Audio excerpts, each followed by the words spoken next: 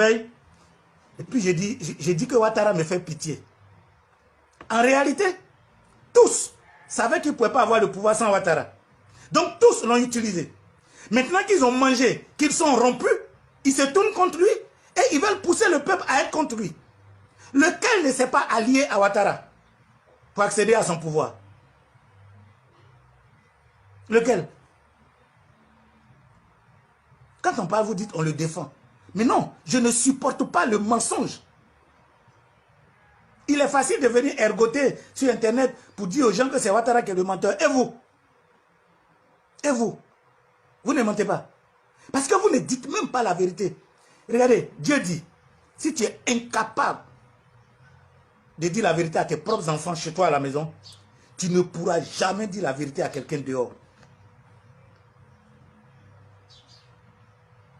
Vous comprenez? On nous a expliqué l'appel de Daoukro. Attends, quels sont ces politiciens inconstants qui entraînent le peuple dans la ruine?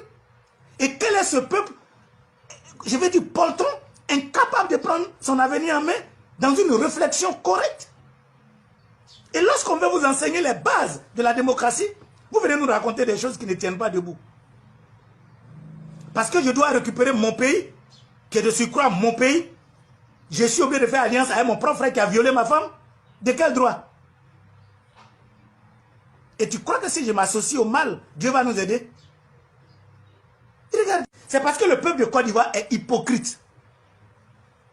Vous applaudissez ce Guillaume qui a tué ou qui lui-même s'est porté le manteau de tueur du peuple.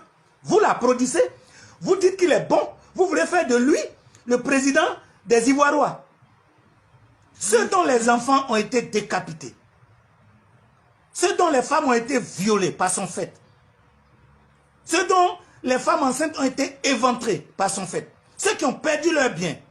Ce pays est meurtri, non? Quand un groupe se comporte comme ça, sans reconnaître le tort qui est fait aux autres, vous parlez de quelle réconciliation? Ce n'est pas une réconciliation. Que le peuple entier soit capable de reconnaître celui qui a fait le mal. Et ensemble, on le met au banc des accusés. Voici le vrai problème. Aujourd'hui, Bédié s'élève, il dit Ouattara est mauvais. Ok. Gbagbo s'élève, il dit Ouattara est mauvais. Ok. Vous applaudissez Bédié, vous applaudissez Gbagbo. Mais dans votre inconscience notoire, vous oubliez de poser la question à Bédié. Pourquoi il était à Ouattara? Vous oubliez de poser la question à Gbagbo. Pourquoi il était à Ouattara? Lequel s'exprime véritablement sur ces faits-là? Lequel s'exprime véritablement sur ces faits? Vous êtes un peuple poltron, loin de la vérité. Vous vous nourrissez du mensonge. Et vous croyez que les gens vont avoir leur cœur apaisé? Non. Pour revenir à toi particulièrement, puisque tu es au pays. Quand tu dis dans une nation, Gbagbo ou rien,